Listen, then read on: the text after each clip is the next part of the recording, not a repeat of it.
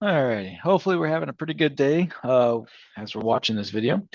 This right here is going to be our first topic that's actually going to be tested. Not something that you're expected to know, but something you should learn and then be able to regurgitate on the test and then also remember for the final exam.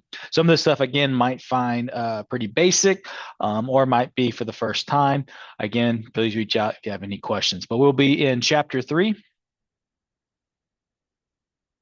And this very first topic will be 3.1. We're going to start off by talking about relations and functions. All right, to operate with an online class, I don't get to see y'all. You don't get y'all's hands raised. So what I do when I try to base my lectures is I try to look at what y'all's homework looks like, and then I try to find questions similar to those in the book to give you more examples. I'm not the type that's going to just go over the examples that are already done in your book because that's already done for you. So to give you some things that you have available. You have examples that are already worked out in the book. You can go back and look at in the ebook, or if you have the paper copy. And then I'm going to make videos off some of the exercise questions that are based off the homework. And then you'll also have the homework guided practice and assignments as well. So you should, for every topic that's taught, have a minimum of 3 different examples to kind of go back and look at, and then potentially even more than that. So it's kind of my design there. And of course, if you ever still need more and you're like, I still don't understand this part, then again, reach out to me and I can give you some more examples as well that we can work through.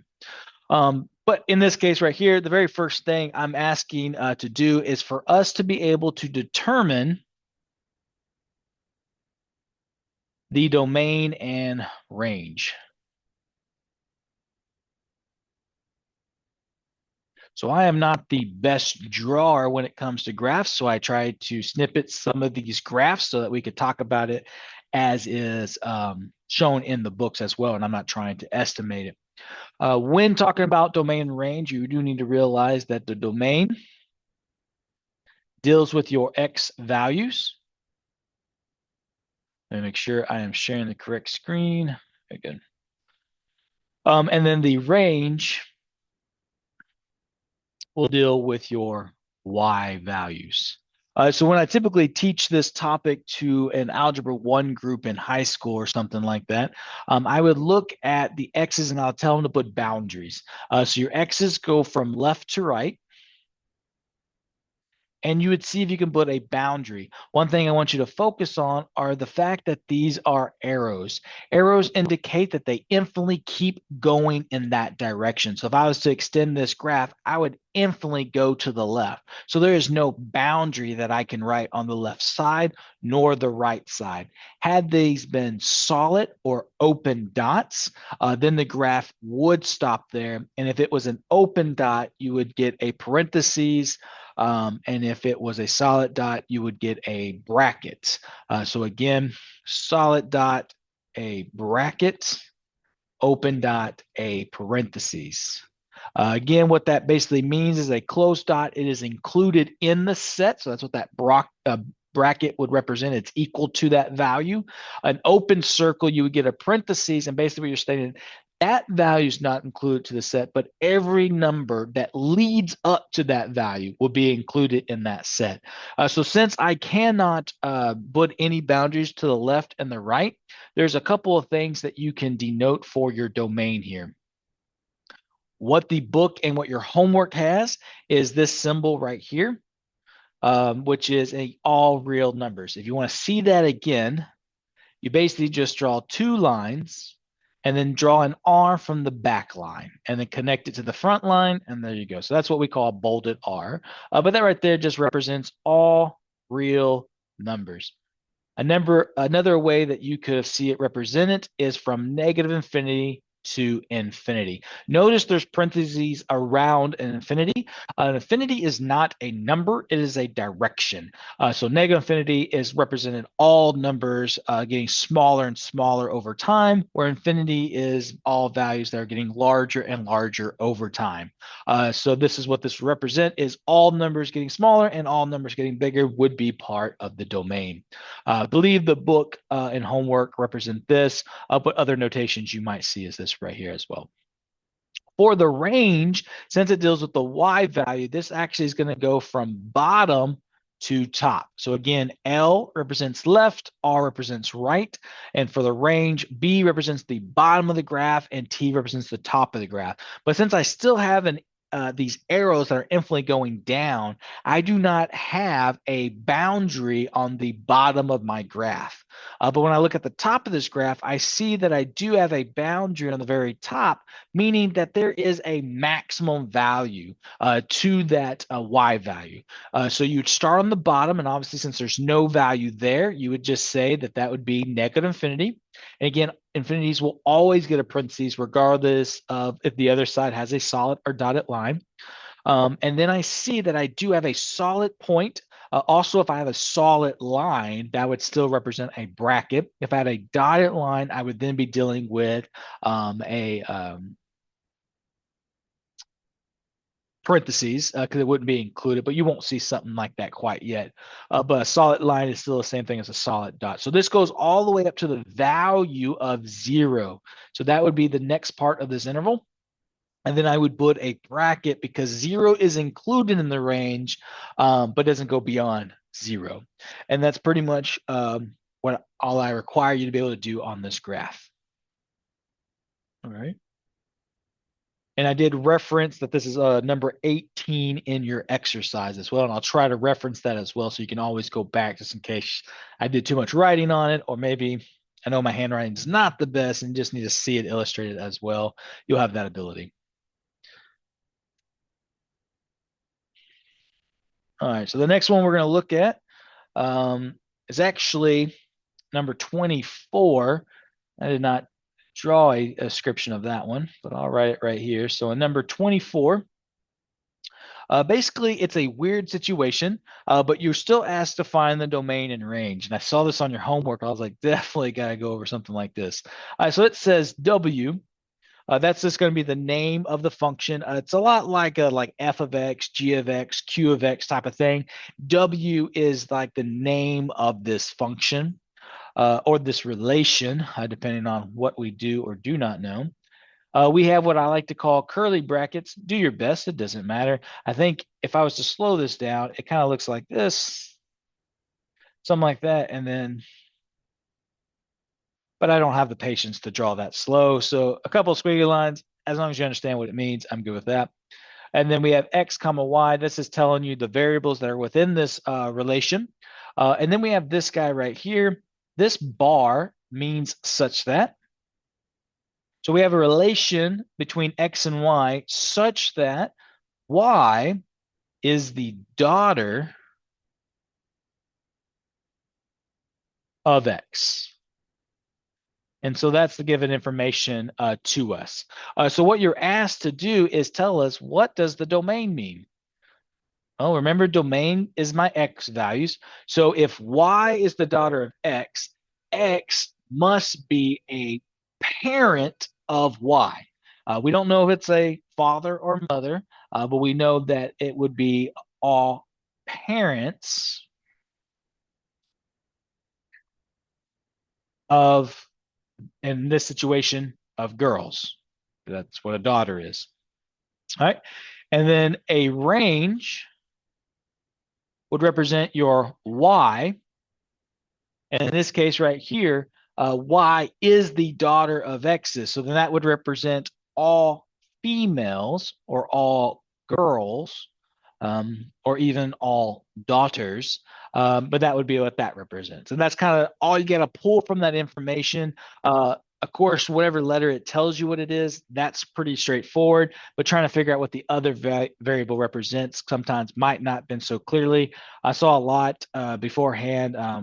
in previous semesters, where they'll say it's the all fathers or all mothers, and I was like, well, technically you don't know that. It's all parents of these daughters, because you don't know, it doesn't describe what the X is of relation to the daughters. All right, and then that's pretty much what you would have to do in that situation. All right, so that's pretty much it. You'll have different situations when talking about domain and range of different graphs and stuff like that. If you need any more illustrations of those, feel free to reach out. I want to look at number 31 next. And what we're looking at in this set here is now I'm asking you to determine whether these relations on the graph are functions. And if they're not functions, give two ordered pairs with the same first coordinate. So again, you are asked to determine if the following relations are functions. And when we're looking at this graphically, what we were taught about determining if something was a function is basically our X cannot repeat. So to be a function,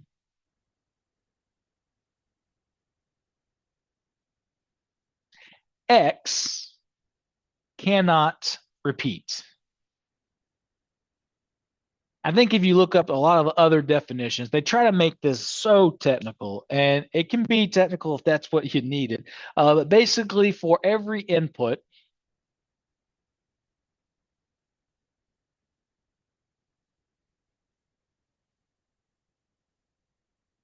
there is a unique output.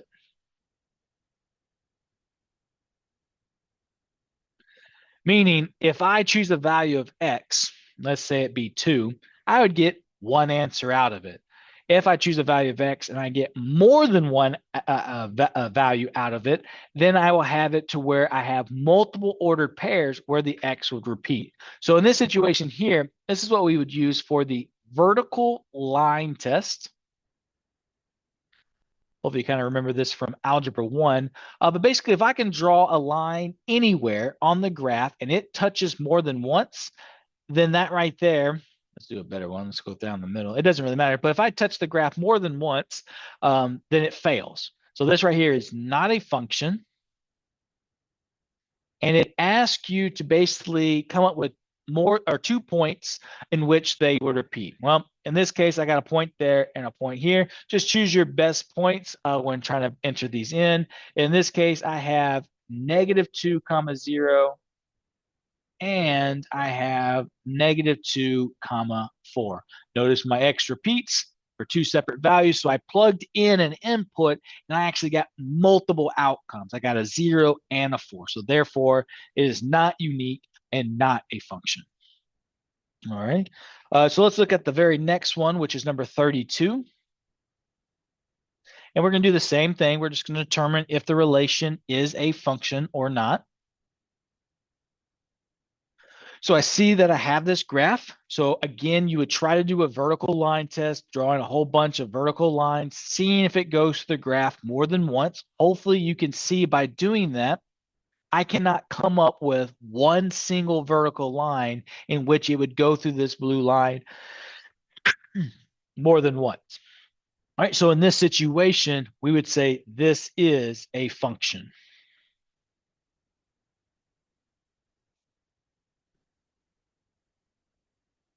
It doesn't tell you to explain the reason why, but if it was to, you would say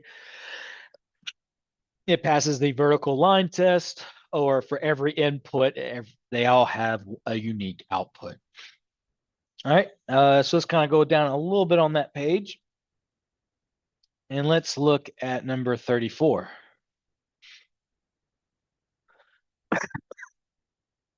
So on 34, same process. We're determining if the function is a relation, if the relation is a function, and we would use the vertical line test. But hopefully you can see right here, and it doesn't matter where you want to go. I'm just trying to choose good points.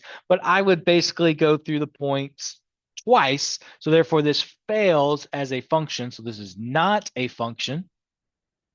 And my 2 points would be 1, 3.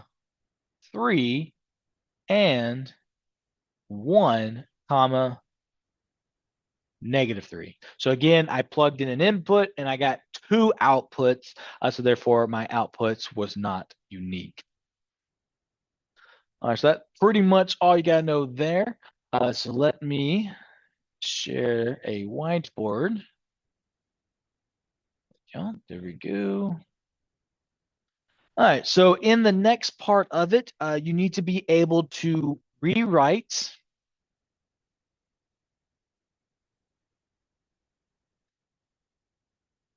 a relation as a function of x. Basically, you're going to be given equations with y and x. So the only thing that should be in your equation is an x. So that means you're basically solving for y. And then once you do that, then it wants you to be able to evaluate the function at x equals -1. All right, so for starters, here is our example that we will have. So we have 6x squared minus x plus 3y equals x plus 2y. So the very first step you want to do is solve for y. So I'm going to move everything that's not a y to the right and everything that is a y to the left. You can do this in both ways. It just looks cleaner if the y is on the left, but it really it works both ways. Or you can flip the two equations if that helps too. All right, so I'm going to subtract 6x squared. Notice I don't have any like terms, so I'm just going to kind of bring it over here so it's not underneath anything. Plus x, I have an x there, so I'll say plus x. I'll then subtract this 2y, so I'll subtract the 2y, again, lining up everything that has a like term. So I do all of these steps. This will go away. This will go away. 3 plus -2 or 3 minus 2 just gives me a y. X plus x gives me 2x. This will go away, and then I have a minus 6x squared. Now, what I'm going to do is in the second step. So first step, solve for y. Step 2 is notation. Notation.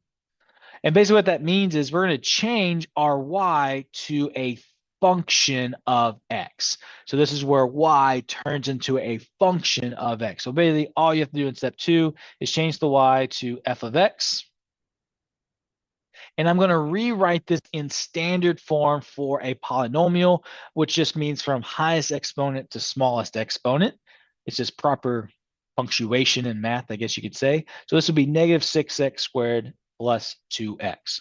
That was that first part. Rewrite a relation as a function of x. So that's why I had to rewrite it with that notation. The second part of this problem is going to ask you to evaluate it at a certain number. So I'm just going to plug in the value of x. So when I do that, I get a notation like this. So I'll get f of -1. Notice I replace this x with the value that it told me up in the directions. And if I change this x to -1, I must change these x to -1. And just like I said in the review videos, when we plug in, we want to illustrate it with parentheses. Parentheses do a couple of things for us. One, it notates that there is multiplication that's going on, but it also separates our numbers. Without it, it could look like a subtraction problem. It could turn a single digit into a double digit before you even multiplied, but it also helps you when you are evaluating a square that it's applied to the negative as well if you have to deal with a negative.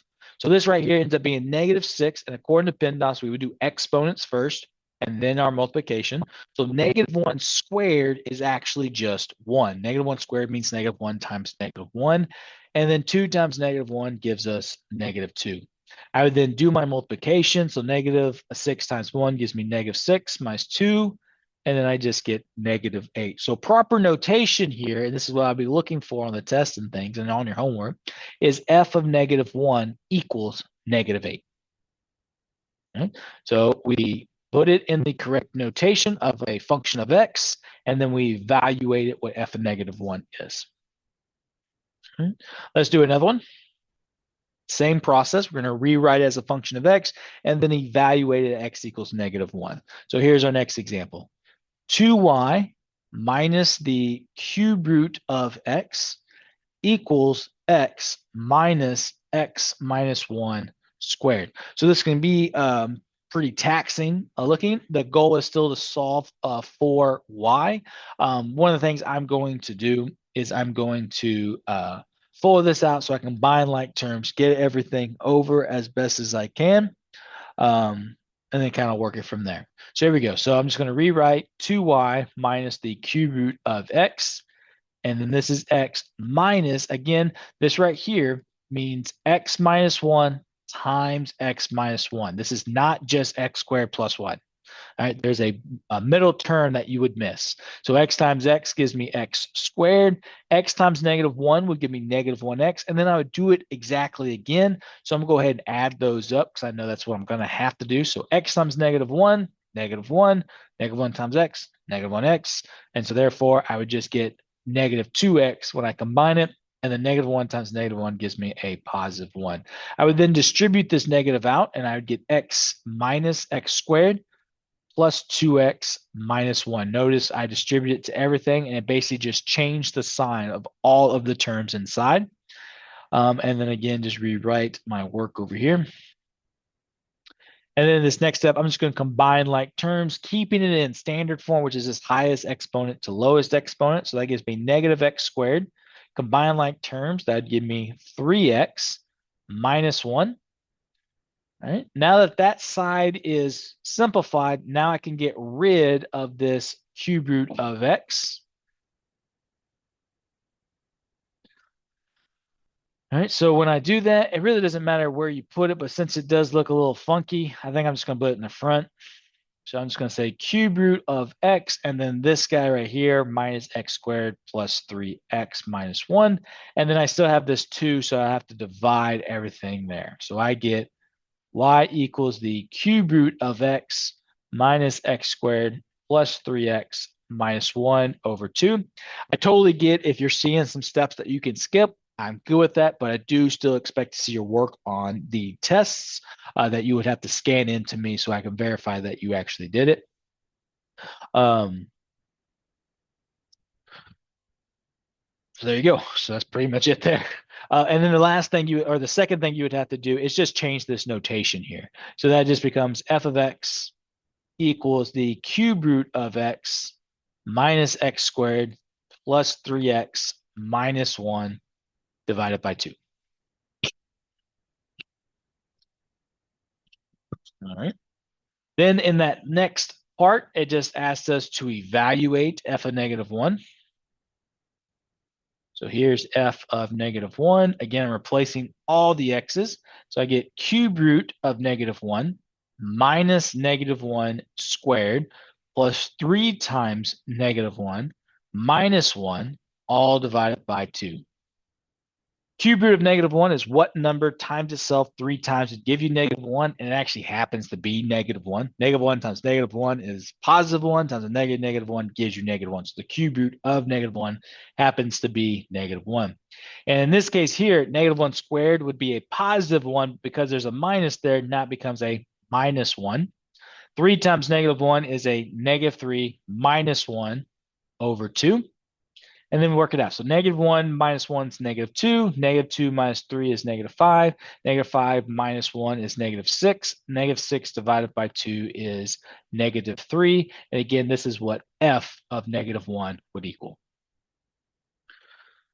So hopefully, yeah, kind of grasp those concepts with algebra. If not, reach out. All right, in the next part, I'm going to expect you to be able to evaluate a function.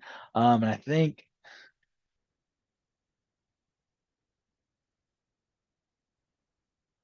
give me a second and I'll pull that question over here real quick.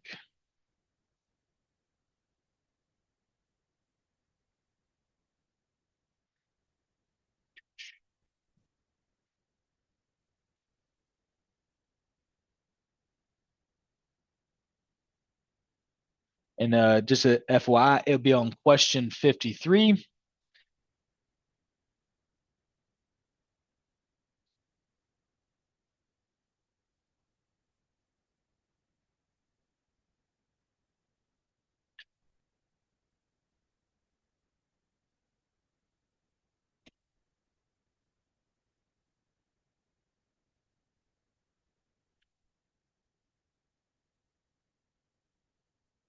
Thought I had all my graphs up. I did miss one.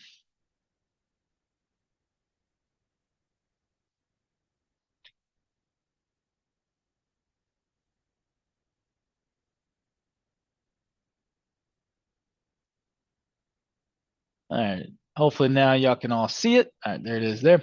All right, so in this graph, you are asked to basically find the answer to the following question. So be able to read a graph is what you ultimately need to be able to do here. So in this question, on your homework, is something like, what is the value of f of -1? Now remember, this is your x value. So I'd go to the x axis and I would go to -1, which is located right here. And I would just look for what value of y is it? And it looks like it's about right here. So it's not too many confusing dots. Here's -1 located right here. And then what is the y value that corresponds to that coordinate? Again, this is why I don't draw graphs because I can't draw straight lines on this thing. So I see that it happens at 1. So the answer to this is f of -1 would just be 1. So what this is basically stating is if I give you a value of x, can you tell me what the value of y is? All right. And that's it. That's literally as complicated as that part gets. Another kind of question you might get, it might say for what, and again, this is a reference from 53 to 58. But this says for what integer, again, integer is important. Integer just basically means it's a whole number and it can be positive or negative, right? We're not going to have any decimals or negatives. So if it looks approximately, you just put the approximate integer there. Value or values of x is f of x equal to 4. All right, so what this means is, and I'm going to erase all this work here, is now I'm giving the y value and I want to know what is the x value. So I'm going to go to 4 on the y-axis and draw a line. And I see that I have a couple of spots. It looks like it hits here, here, and here. All right. So, and in this situation, it specifically says for what integer. So even though there's a value right here about, I don't know, -3 point something, it's not an integer. So this is probably like -3.1, but not an integer. Over here would be 1, 2, 3, 4, about maybe 4.2. Again, not an integer. This one has a solid dot, which tells us it's going to fall exactly on 1, 2, 3, 4 on 5 itself. So in this case, x would equal 5. That would be the answer that it's looking for, even though it has 3 answers. The other 2 just aren't integers. So this part right here definitely matters in the questioning. Had it asked, like, what are all the values, then we could include -3.1 and 4.2. All right, so be able to read a graph.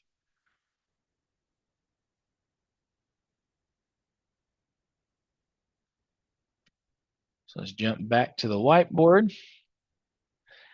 So it says on this one, be able to basically, I guess, evaluate different functions. So you're asked, if we look on number 61, and you're given f of x equals 3x plus 2. And you have 4 parts. So in this first part, you're asked to find f of 2. Well, all you simply have to do is just plug in 2. And when we do that, we just get 3 times 2, which is 6, plus 2, and we get 8. So f of 2 equals 8. Then it gets a little more complicated, and it goes, all right, well, what is f of x minus 1? Same process. I'm still going to replace the x with what is being given. So in this case, that's 3. I see an x, I open a parentheses, I plug in what x is now, which is x minus 1, close parentheses, and then I finish off the problem, which is plus 2. Now I just simplify it. So I would distribute. So I'd get 3x minus 3 plus 2, combine like terms, so I get 3x minus 1. So that is what f of x minus 1 would be. Part C, same process. It just looks like it's getting longer and harder. So f of x plus a minus f of x. So the first thing I'm going to do is figure out this f of x plus a, again, replacing x with x plus a. So I see a 3, I see an x, so I open a parentheses, I fill in what x is now, which in this case is x plus a. I close parentheses, I keep writing, plus 2. Now I finish this next part of it, minus f of x. Well, that's just this entire thing again. Watch out, because in this one, it doesn't need parentheses, but when you plug in that function, you're going to need to use parentheses so that you distribute that minus sign into everything into that function. And so now I'm just going to simplify that. So that just gives me 3x plus 3a plus 2. Now distribute this negative, and you get negative 3x minus 2. Notice your 2's would cancel, it looks like. And it looks like your 3x would cancel as well. So you're left with just 3a. And so therefore, that would mean that f of x plus a minus f of x is just 3a. And then the last part here, it says find f of x squared. So when I plug this in, I get 3 parentheses x squared, close parentheses, plus 2. I distribute, and I just happen to get 3x squared plus 2. Nothing more can go from that. So this is what f of x squared would be. That's a 2, by the way. You know, handwriting can get a little rough. So be able to do something like that. All right, and then on the next part, the same process, but they want you to determine, and this is going to look at number 70 first, and then we'll look at 73 second, but it's going to look at f of x plus h minus f of x over f of h. All right, so that's what we're going to look at. Oh, my bad, not f of h, just h. And this is, I guess, technically you don't know what this is called yet. So we'll leave it at that. But you just got to find this guy right here. So you're given on 70, f of x equals 6x squared minus 7x plus 3. Or does it tell you? Hold on, give me a second. Sometimes I don't want to give you some notation if you don't need the notation.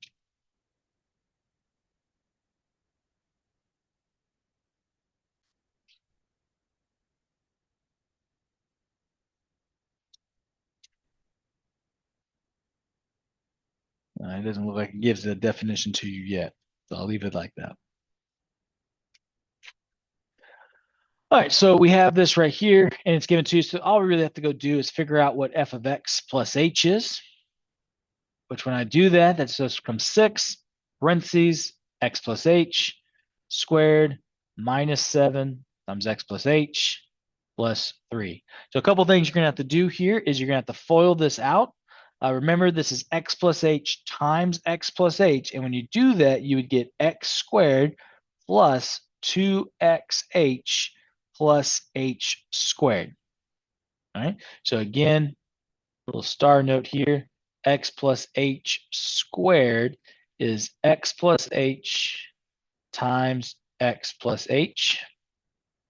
And again, when you do x times x, you would get x squared. When you do x times h, you would get xh, but then you would do it exactly again. So what we do is we typically multiply that result by 2. So even though you get x times h, you get 2xh, and then h times h is h squared. All right, I'm going to not distribute quite yet. I'm going to try to do it all at once. So I'll distribute in this next part. So this becomes 6x squared plus 12xh plus 6h squared minus 7x minus 7h plus 3.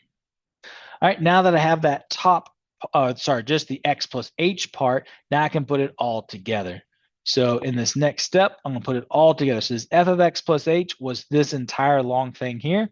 So 6x squared plus 12xh plus 6h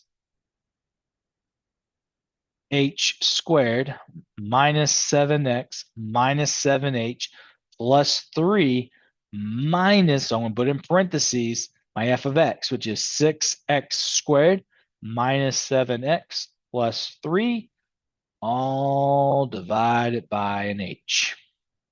All right, so really the big thing is we just got to distribute and then combine like terms. So we get, again, and you could have done that in this step. I just want to make sure you see everything. So 6x squared plus 12xh plus 6h squared minus 7x minus 7h plus 3 minus 6x squared plus 7x minus 3. So notice you can cancel out the 6x squared. You can cancel out the 7x, and you can cancel out 3's. So alternatively, we get 12xh plus 6h squared minus 7h. Now, this entire thing was divided by h, so that's still going to, make sure I got all of them, still go here. And basically what happens is I can eliminate an h from every category. So I can eliminate it here, here, and here. So it basically gives me 12x plus 6h. So there's still an h there because that was an h squared minus 7. And then that's pretty much it. All right, so let's do another one, a little bit easier. So again, I'm trying to figure out what f of x plus h minus f of x is over h. And on 73, let's look at f of x equals 2x minus 7. So the first thing you'd want to do is figure out what f of x plus h is, which is just 2 times x plus h minus 7. So I would distribute. So I get 2x plus 2h minus 7. So now I'm ready to work this out. So this gives me 2x plus 2h minus 7 minus my f of x, which in this case will be 2x minus 7 in parentheses. So I take care of the minus in the parentheses all over h. So I'll distribute. So this gives me 2x plus 2h minus 7 minus 2x plus 7 all divided by h. I'll simplify. I see that my 2x's would cancel. I see my 7's would cancel. So now I'm left with 2h over h. And notice those will cancel, and I'm left with 2. So that one gets way easier than the one before. All right, so let's go over a few more, and then that will pretty much be everything you need to know for the test, or for the 3.1. On this part here, it just asks you to identify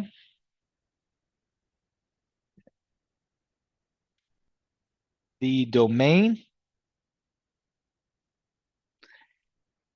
the codomain,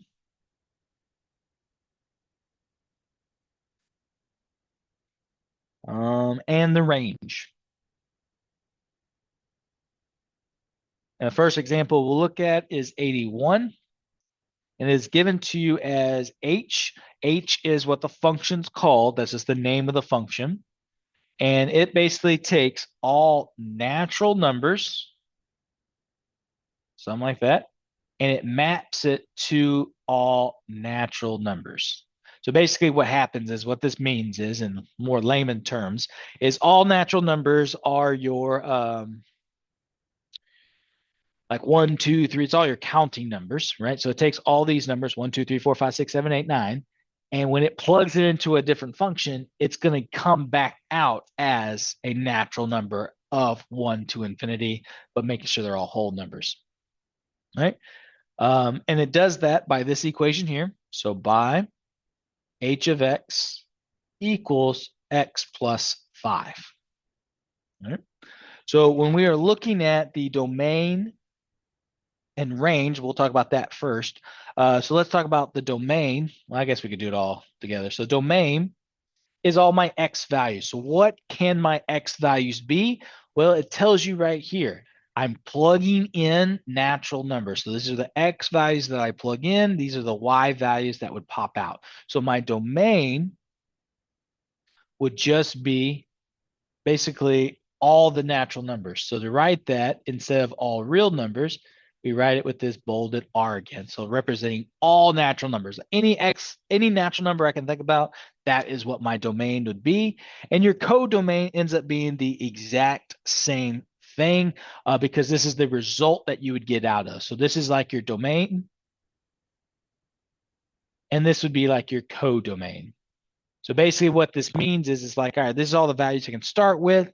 These are all the values I would still be able to have in the other function that it's mapping to. So your codomain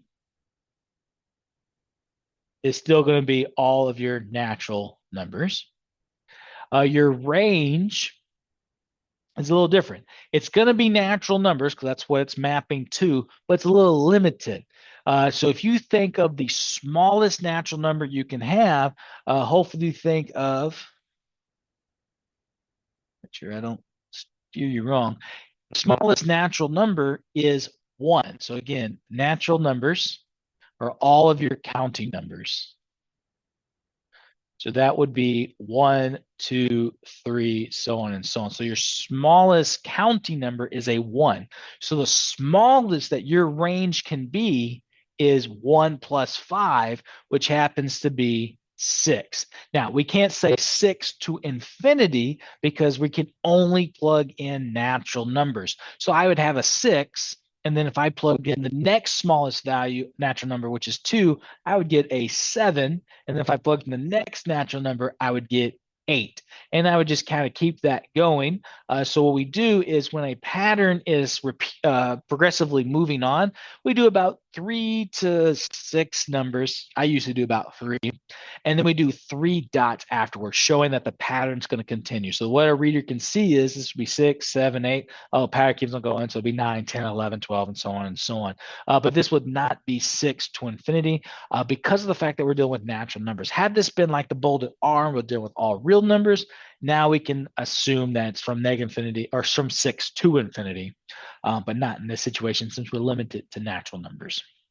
All right, so a couple more questions, but only one more topic. This one says, determine the implied domain of each of the following functions. So basically, determine the domain, but this time I'm going to give you a function. So if we look at part 85, oh man,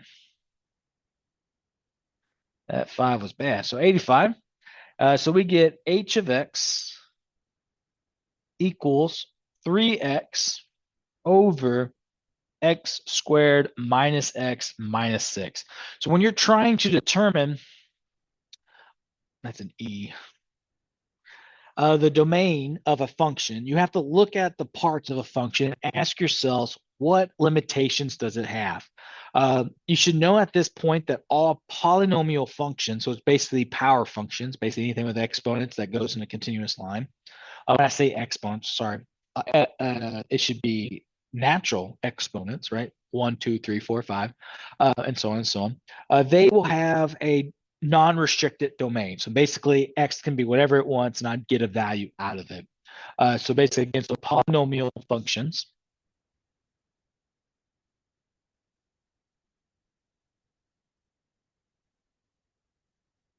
the domain is all real numbers. There is no limitations on it.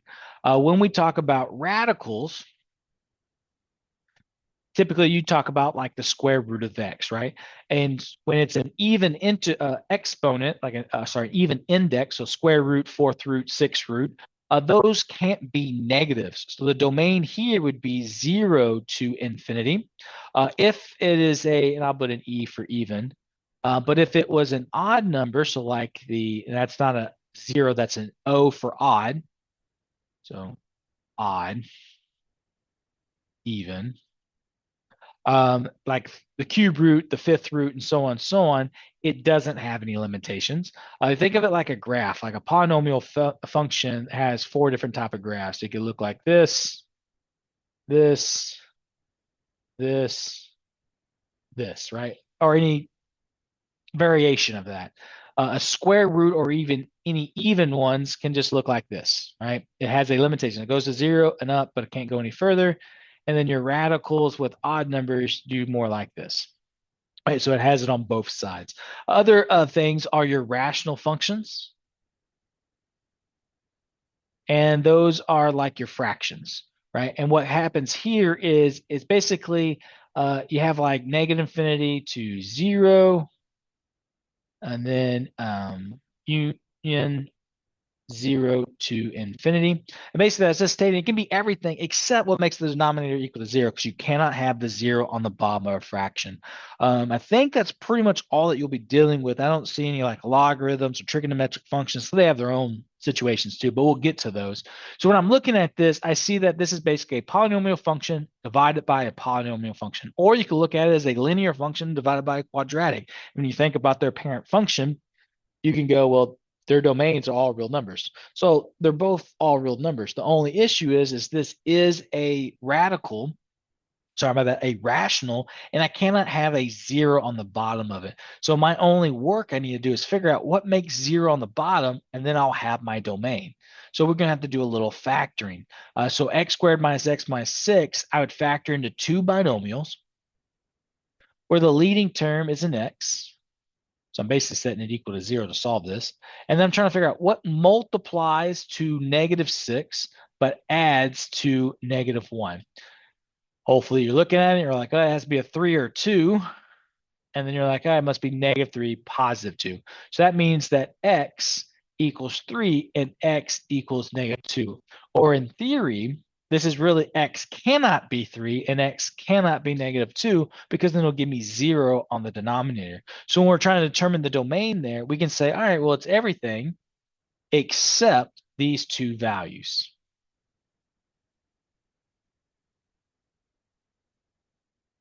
And that's how you would state that. Let's make sure that's how the homework's gonna state it before I continue on. Yep, and that's how I'll do it. All right, so that's how you would want to kind of approach that one. Let's do one more. So on this one here, on 86, it says f of x equals 2x plus 6 to the 1/2. One thing I need you to know is x to the 1/2 just means the square root of x. So like x to the 1/3 would just be the cube root of x, and so on and so on. All right, so in this case, I can rewrite this if I need it to, just so I can see it better, as the square root of 2x plus 6. And we talked about this on the previous slide, but a radical with a even index has a limitation. I can't be less than 0. So what I would do is I'll take what's inside the radical and say it has to be greater than or equal to 0, and then solve it. So that means that 2x, I'm going to subtract the 6, so I'll say 2x is greater than or equal to -6, and then divide by 2, so I can say x can be greater than or equal to -3. So to write this out, I'm going to say, all right, well, x can be -3 or any other number greater than -3. And that's basically all your limitation is there.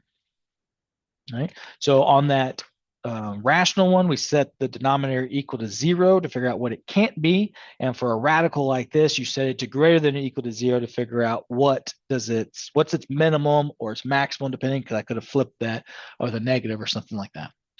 All right. Other than that, that's pretty much over all the stuff you're going to see on the homework and everything that's in this book. If you have questions, feel free to reach out and I'll help you out. Until the next video.